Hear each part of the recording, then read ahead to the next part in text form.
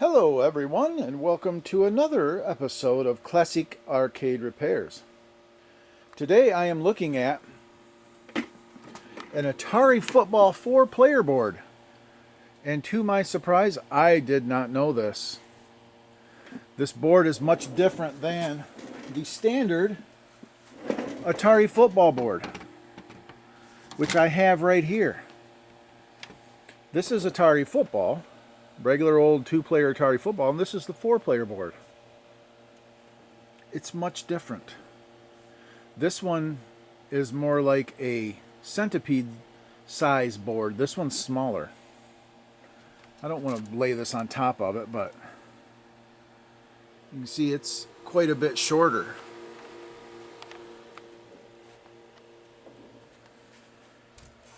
This one, the ROMs are over here, as well as where my finger, This one, the ROMs are here, and then up here.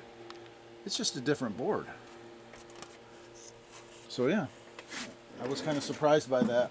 I thought they were the same board. I thought wrong.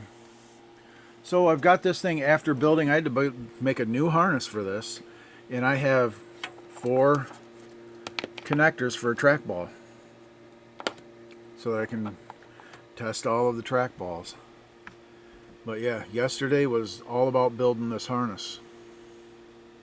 So I've got it plugged in, and I have the game up, and it just comes up like that. Now, what's weird about this is this thing uses ROMs here,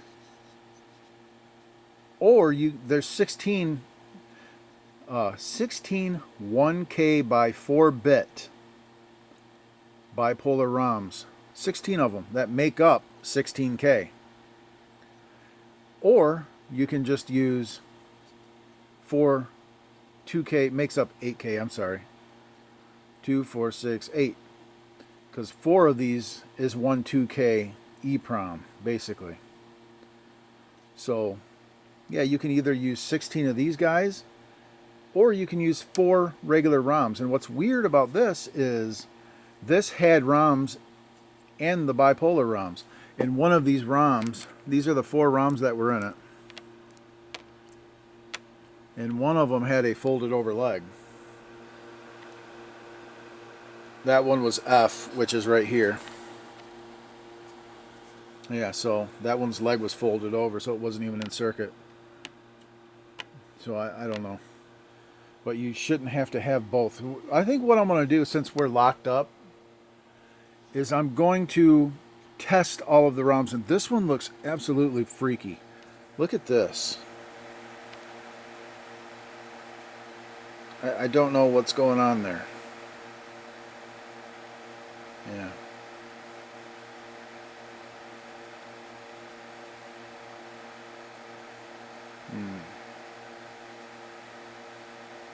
24S41. It's a Texas Instruments bipolar. 24S41. I wonder, is that what all of these are? No, these are Harris parts. This one right here is something different, and we're going to have to address that, see what's up with that. But yeah, so what I want to do is I want to go through this software, and I'm going to check and make sure, is this good, or do I need to use these? Because you shouldn't have to do both. So I think that's first things first, is just pop these in my reader, pop these in my Data IO 29B right there, and see if these are good. Because if they are good, then you don't need ROMs right here. So let's do that. Okay. Well, I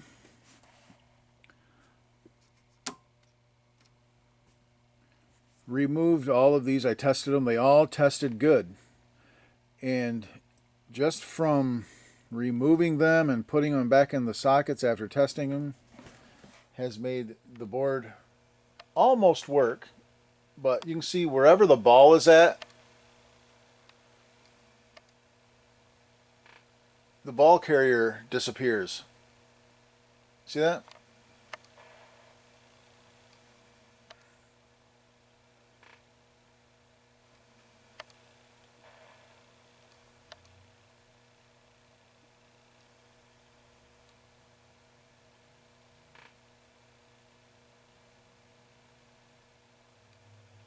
That's weird. See, he's invisible. Invisible ball carrier.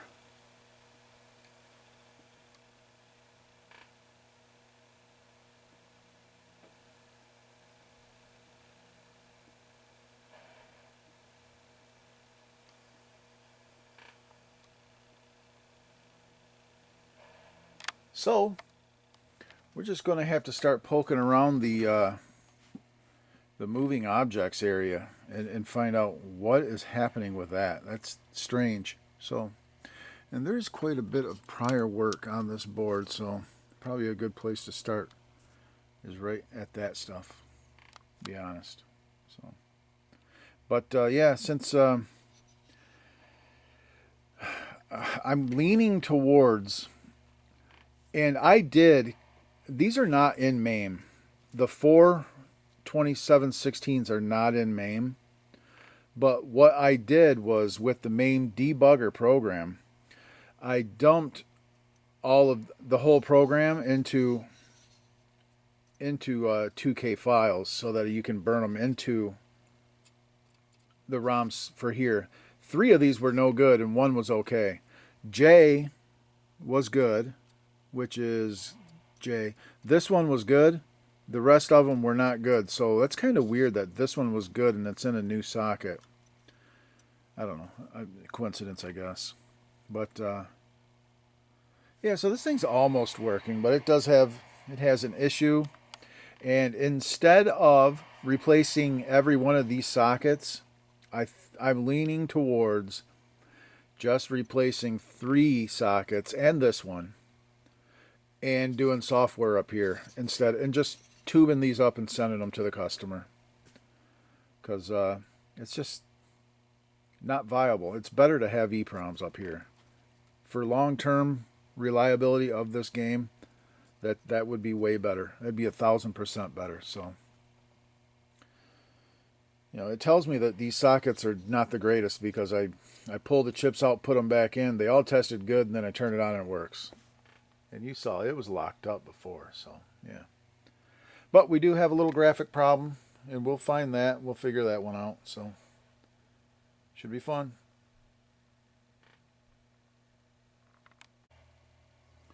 Okay, I've done a little bit of maintenance. I've removed these sockets, and I replaced that socket. I removed this and tested this RAM just for the heck of it. It's fine. I kind of suspected it was fine, but I just wanted to check. Goofy stuff can happen. So, no problem. Socketed it, put it back in the board. Cleaned all of the prior work up and did a good inspection under the microscope of this board. Went through, just filled in some through holes that didn't have solder, and I like to do that, as you never know about connections between the through hole. So if I see through holes that don't have solder in them, I usually solder them. So, but I cleaned up the back of the board really good, and everything looked okay. Still have that issue with the ball carrier disappearing.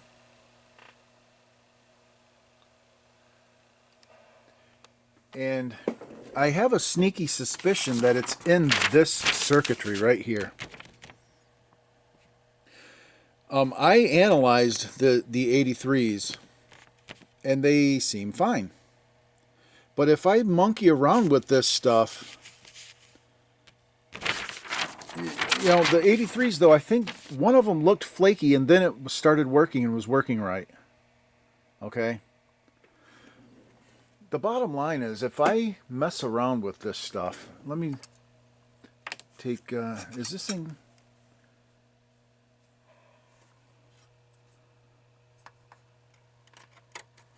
I don't know if this thing's conductive.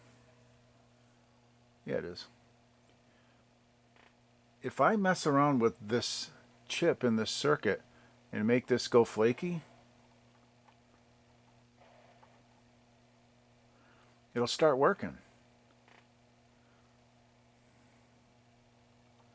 Trust me, it will. See? Here we go. Fixed it, I think. Nope.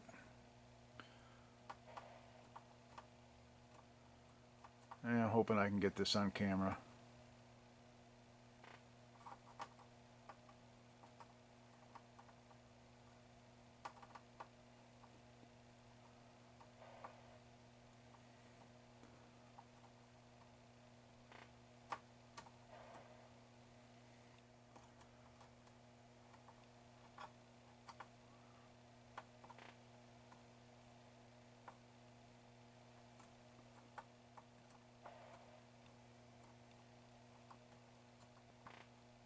Can't seem to mess. Bottom line is, if I mess around with this stuff enough, it'll start working. So I'm going to go off camera and do that and try to come back, because it's hard to do holding the camera. So I'll be back. Alright, I've been kind of tooling around with this thing. I went ahead and put the sockets in that I had out and programmed the EEPROMs. One of the EEPROMs that was originally in this board was no good. So I had to replace one. It's right here. That's the one I replaced. But the three of them were actually in the board. And they didn't have the right files on them, though. I had to erase them all except for this one. This one had the correct file. That's the only one. So I reprogrammed the other ones. I replaced this one, programmed these with the 4-player football files, removed all of these because these things they draw so much more current than these. So you just a lot less power requirements for using these guys right here. So it's way better. So since they were here, we're going to go ahead and do that. These were good. I'll tube them up and I'll send them back so he'll have them, you know, if he needs them. This is better anyway. We got new sockets. We got CMOS chips that draw way less current. And new socket here. Yeah, so that's looking good. And we're running. Still the same problem though. The ball carrier just disappears. It's kind of it's a strange problem. It's going to be a hard one to find. It's just going to have to be a systematic approach, I take it. To find out what is wrong with this thing. It's not software. I was thinking maybe it was a program because these things were drawing so much more current that maybe, and it's weird that if I remove a chip and then it kills the board. Let me see if I can accomplish that. Because right now you see the ball carrier is missing. Right?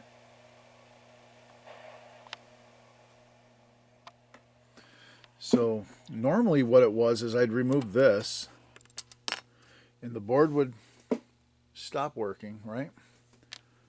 And then if I take and I put this back in, it would restart and then it would work. See?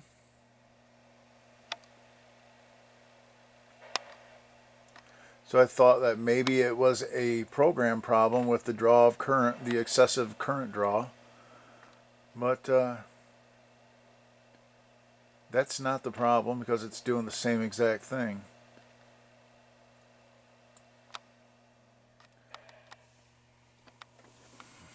Yeah, I don't know. It's something to do with the program starting to run, and I don't really know. I have no clue. This is a weird problem. This is just going to have to just be systematic. That's the only way to find this, is to just go through each circuit. So right now you're not going to find anything because it's working. But if I turn it off and then we turn it back on, now the ball carrier will be gone. See? It's like there can't be two sprites occupying the same spot on the screen.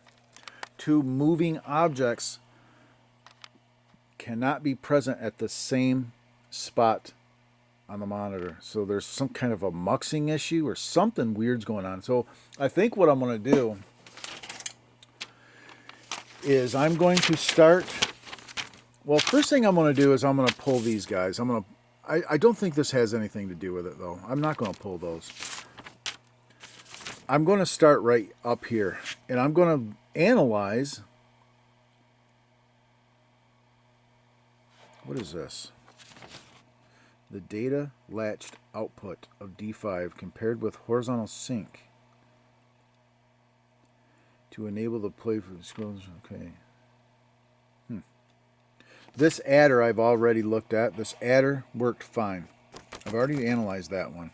This latch I have not looked at. So I'm going to look at first things first. I'm going to look at I don't think it has anything to do with this decoder because I can, with the fluke, I can get to the RAMs and everything just fine.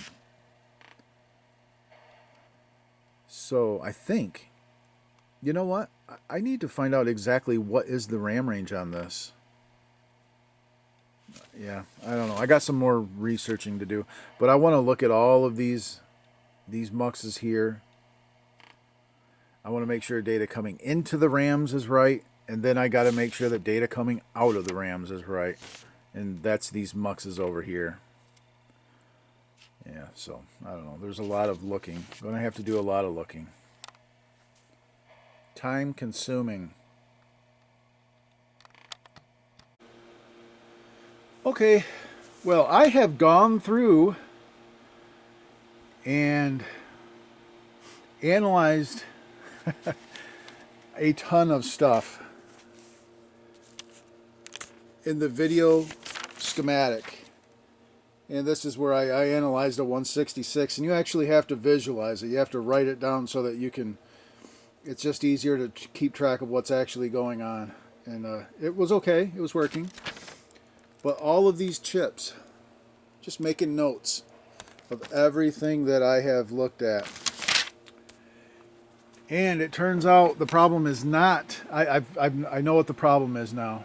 Because if you remember, I said that I could take this chip out and put it back in the board and it would work. Well, I could have just saved myself a ton of time if I would have just probed this thing. And here is the clear signal. This is the data line is high. And this is the clock. That's the clock. That is supposed to be not 32V.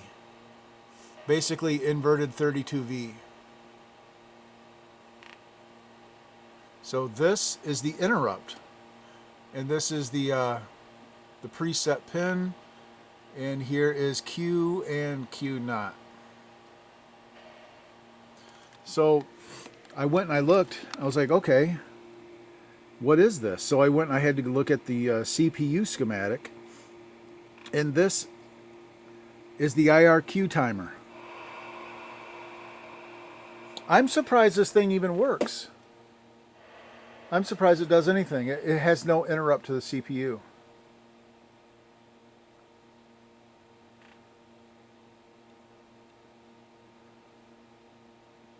But not 32V comes from up here. This 04. The 32V line comes up here and it gets inverted and then is sent over to clock that 74. Here's 32V, and if 32V was bad, we wouldn't have no sync. But this is 32V, and this is the output.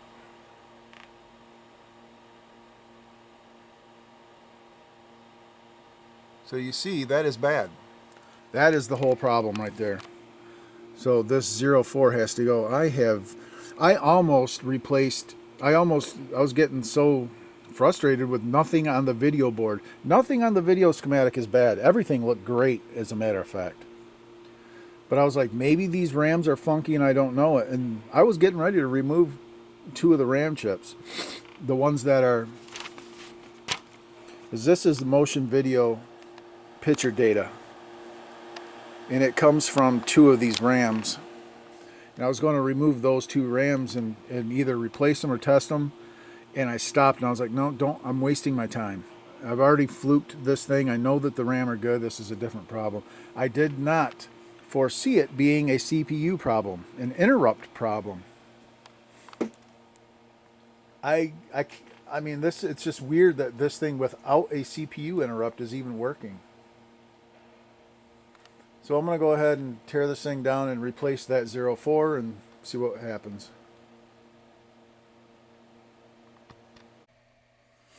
Okay, I got that chip replaced. I went ahead and I put this thing into test, and I tested all 4 of my trackballs connections, and they all work. Trackball's all good.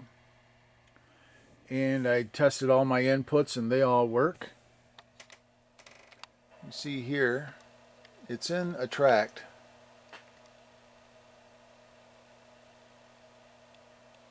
And you can see it's 4-player mode right now. It's got four guys blinking, 2 X's and 2 O's. That means it's 4-player mode.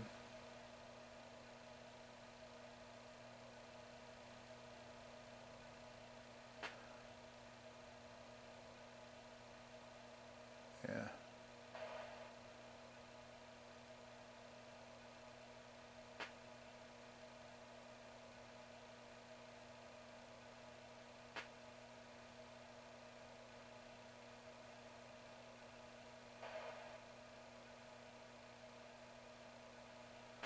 Looks like it's alternating between 2-player and 4-player attract. 2-player.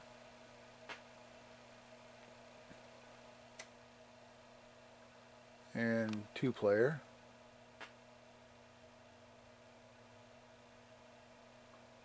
4-player.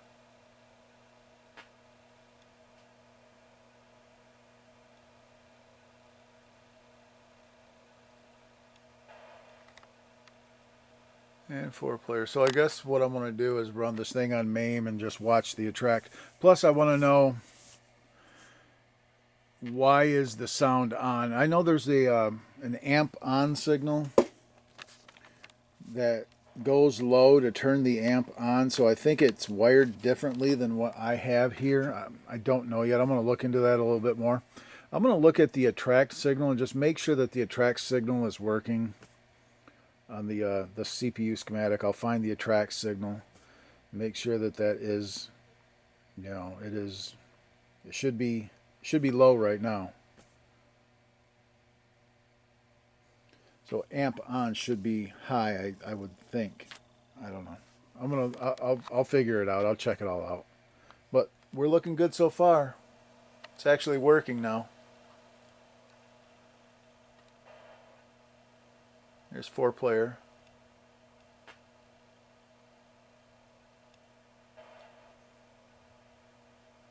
You know what? I bet you I need to look at the way this is wired.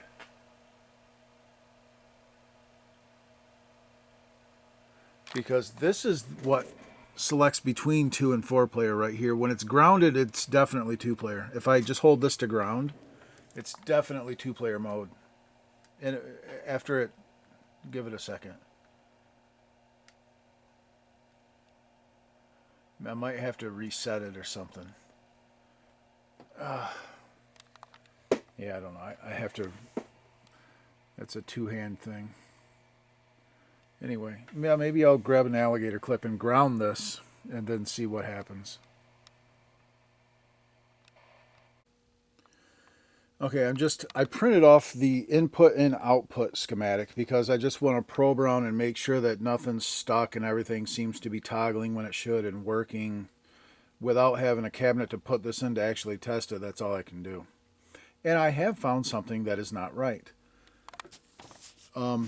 This signal right here, 2 4-player select. Basically, you push that. It's a momentarily grounds the that pin. You know, it's normally, see, it's pulled high right here. it'll momentarily ground it and it selects 4 players.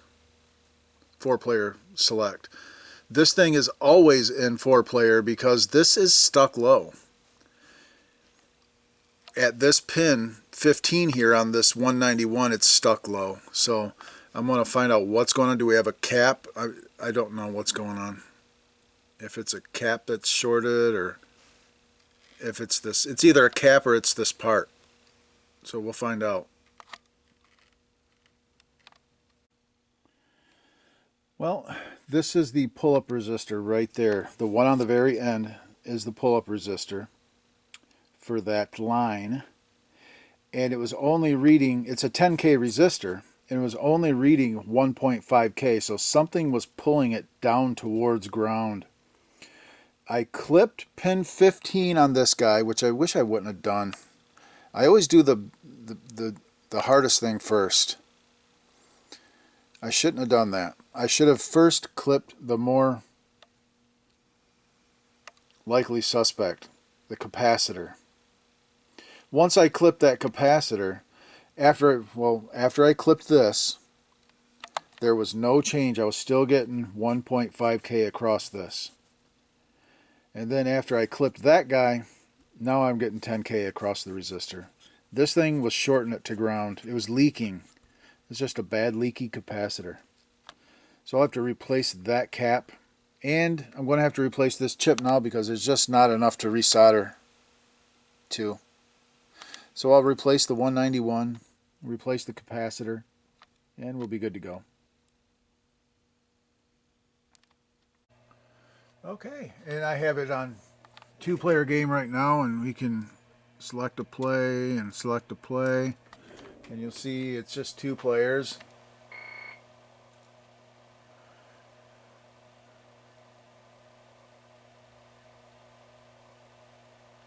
Oops, I gotta select a play. There we go. And it's down to 30 some seconds on the time. Yeah. And I gotta select a play. Time does not move until you select a play. So we'll select plays. Now time is moving, and no. Uh-oh, time is moving. Maybe because it was a run.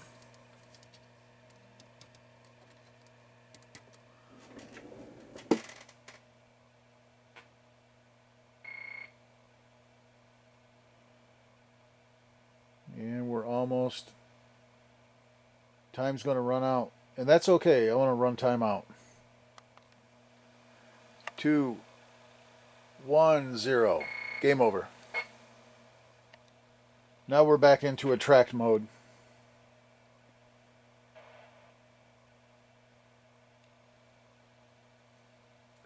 And I'm going to try to now do, since I fixed that, I've replaced that 191, I replaced the capacitor. Now we'll try to, that was a 2-player game. This thing I don't think you would have been able to do a 2-player game because it was stuck low. So now if I don't know exactly how to do this, but I'm going to put in a coin. I'm going to select, I'm going to ground that. Hopefully this is now 4 players. Select some plays. It should be 4 players, and it is.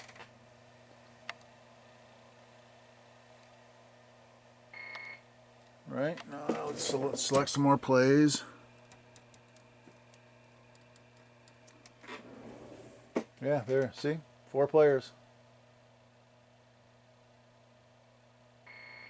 So we are good to go. This thing's working now. This thing would have been stuck on 4-player game at all times because that was grounded up there. Now you can select 2-player and 4-player, which is awesome. So I've already tested all the trackballs work. Our sounds are all good. And the way this works, as far as, I mean, if you have this hooked up to a setup like mine, I've got a newer style AR. The sound will always be on. This is how this works. The sound turns off with this signal right here attract. When this thing is in attract mode, that goes low. And I have tested and verified that when I put a coin in, that goes high. And when gameplay is over, it does go low. So it does work. And you know what? This thing's getting ready to... It's this right here.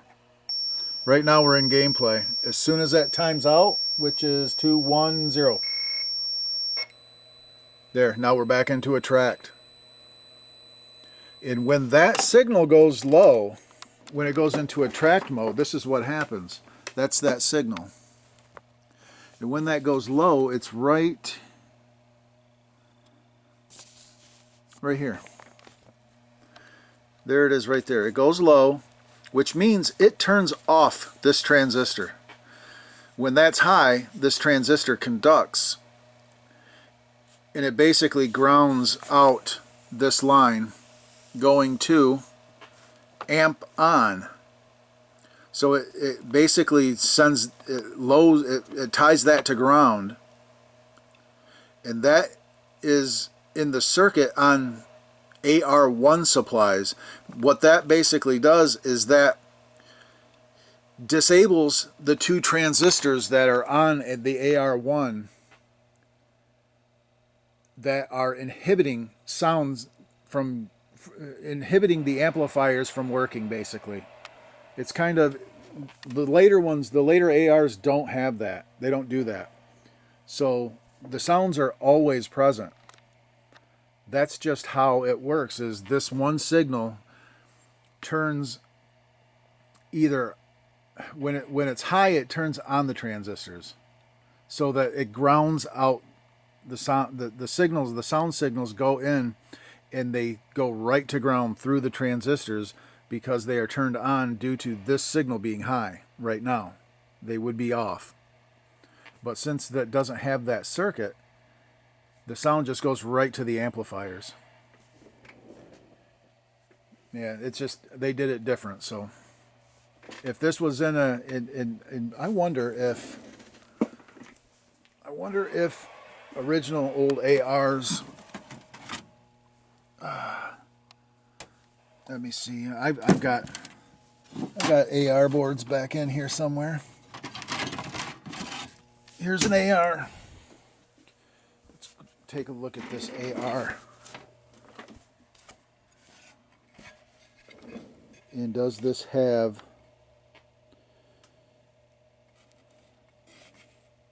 transistors?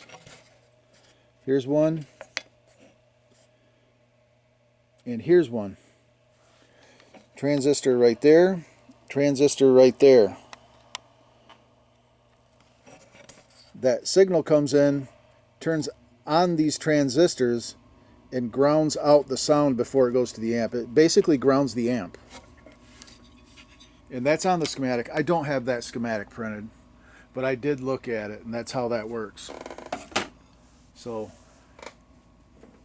yeah, that does have the it does have the spaces on these ARs for that circuit to be populated. So you could actually use a more modern AR2 with this. But yeah, if you've got a Atari football 4-player game like this, I don't know if I would imagine it does. No, it doesn't, because the Atari football 2-player game does not have an AR. This was the first game to actually use an AR. The AR1 debuted with Atari football, and that's how they operated the amps. Was they had that signal that either grounded out the inputs to the amps, or let the signals go to the amp. That's how that worked. But you can populate that, so you could use a modern AR, a more modern anyway, AR with this. You just have to populate that. If you just try to put an AR in there, you're going to get sound when you think you're not supposed to have sound, because that circuit's not populated. So anyway, that's that. This board is done. I'm going to let it sit here and run. I'll tube these up. I'll put them in a tube and send them. That so much less heat developed on the board, less less current pulled with these. Just way better to have these in. So yeah, I replaced this socket, all of these sockets. Well, this one was already here. I replaced these 3 sockets. I had to program 1 ROM because one of them was no good. What else did I do?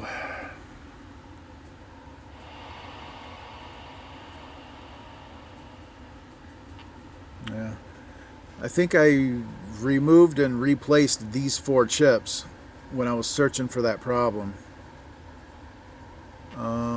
This chip was bad. The cap.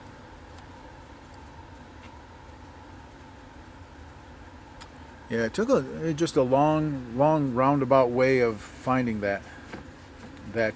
No interrupt to the CPU was weird that it would even run. Very strange. So we're good to go. All right, guys. Take it easy. We'll see you on the next Classic Arcade Repair. Peace out.